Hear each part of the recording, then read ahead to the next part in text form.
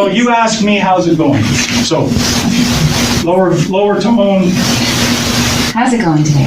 Oh, it's been a great day so far. Great. Now, if you recall, you attended a seminar last Thursday night over at the Marriott Hotel with one of our top Forex traders, John Saperdanis. Does that ring a bell? Oh, round of applause, guys.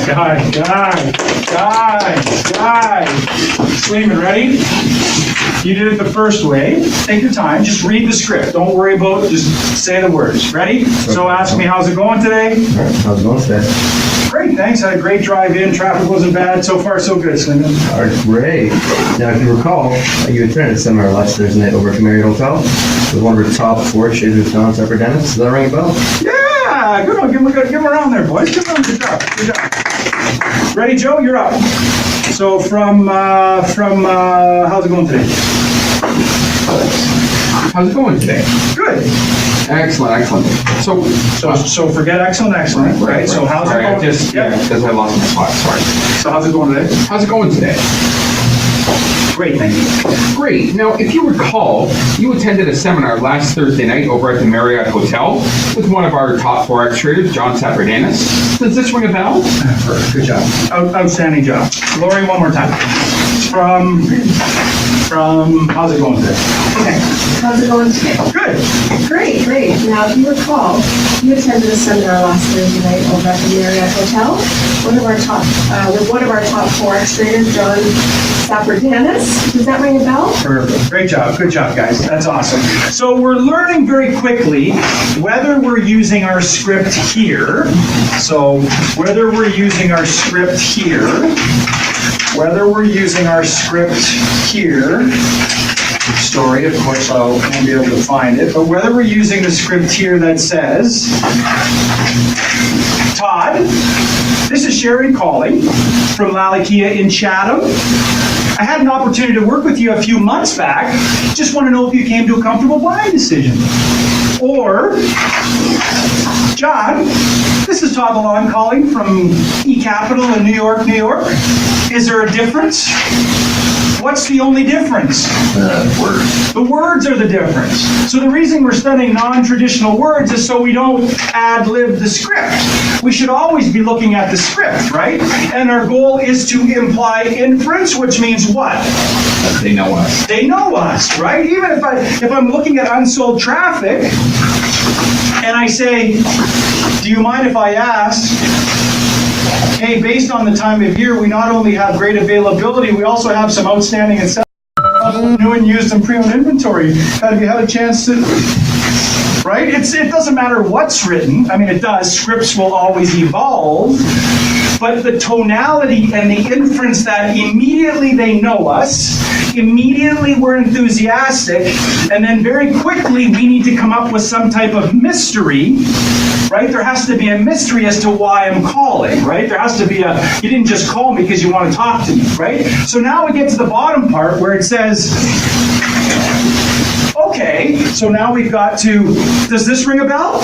And he says, yeah, I remember that. That was great. The food was amazing. And I say, okay, great. Well, now words like well,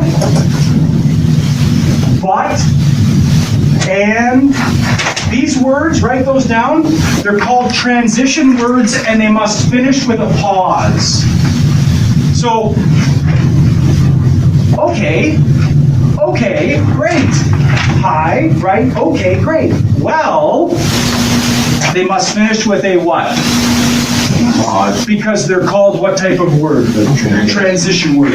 Well, now here's the mystery. Here we go. Ready? You guys ready for this? Okay, great. The reason for my call today, what did I immediately do? And what did I do? Did I say, the reason for my call today? No, I said, well, great. Or great. Well, the reason for my call today is that you're one of the last in the group not to register. So I could have said, great, well, the reason for my call today is you're one of the last in the group not to register. And if you have 60 seconds, I'd like to share an idea with you. I could have said that, right? And am I inferring any type of relationship, or am I trying to get any agreement done? Because what's my goal on this script right here is to what? Is to get the guy back in for another sign-up, or whatever I came up with, right? So watch me now with some inference and micro-agreement. Okay, great.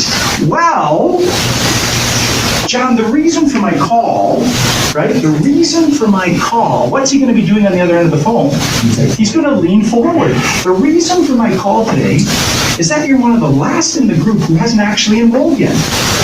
And if you have just 60 seconds, listen to that. And if you have just 60 seconds, I'd like to share an idea with you. Do you have a minute? When I say to you, do you have just 60 seconds? If I say, do you have 60 seconds? What am I? I'm some guy who's going to pound something down his throat. But if I say, hey, John, if you've got just 60 seconds, I've got an idea I'd like to share with you. That you actually care. You got it. What did you just say? That you actually care. That you actually care. This is something that's very important to talk to you about, right? Hey, John, if you've got just 60 seconds, I've got something I want to share with you. And then the final word is, you got a minute? You got a minute? Any reasonable guy would have a minute, wouldn't he? Or any reasonable gal? Next thing, you walk into a store. You bang on the door. You say, is the owner around? You might not even know who the owner is. Say, my name's Sleeman. Work for Lally Kia in Chatham, Ontario. I've got an opportunity for you that's second to none in the industry. You have a second? Yeah. I was going to say, no, I don't have a second. Seem like a reasonable guy. 60 seconds. We can all come across as with a second. If you just walked in and said, hey, I'm Stephen from Lally Kia, got a second? Right? Different story. You got a second? Right? So we're inferring that I'm a reasonable guy. I can put a second together with no problem whatsoever. Right? So the tonality and body language that we're portraying ends up being most responsible for the reaction or the close. Because the close in this case is for the customer to say yes to what? To the minute. You got a second. That's the close. You got a second. That's it. Yes, I do. And when he says I got a second, then I go into my what? Presentation. But 90% of the sale is lost where? Yeah, in here. Because we never get to the I got a second, right?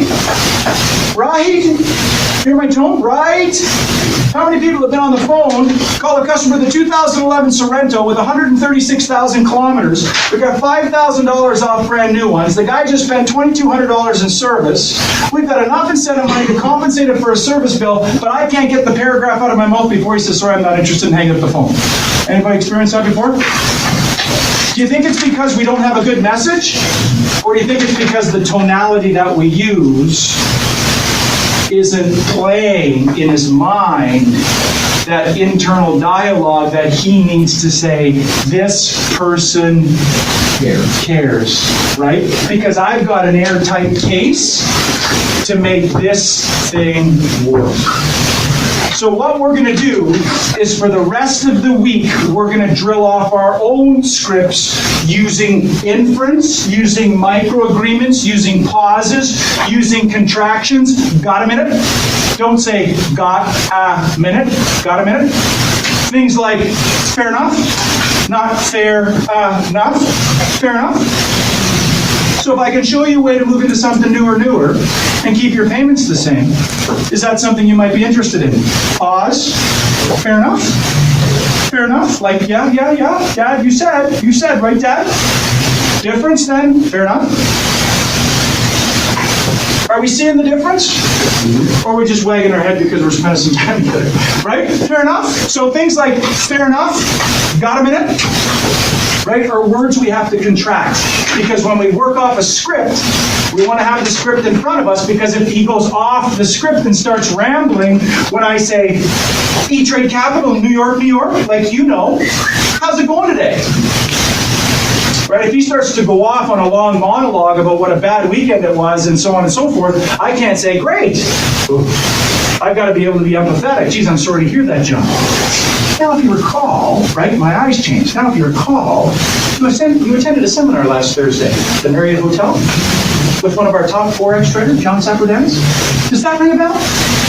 Right? Fair enough?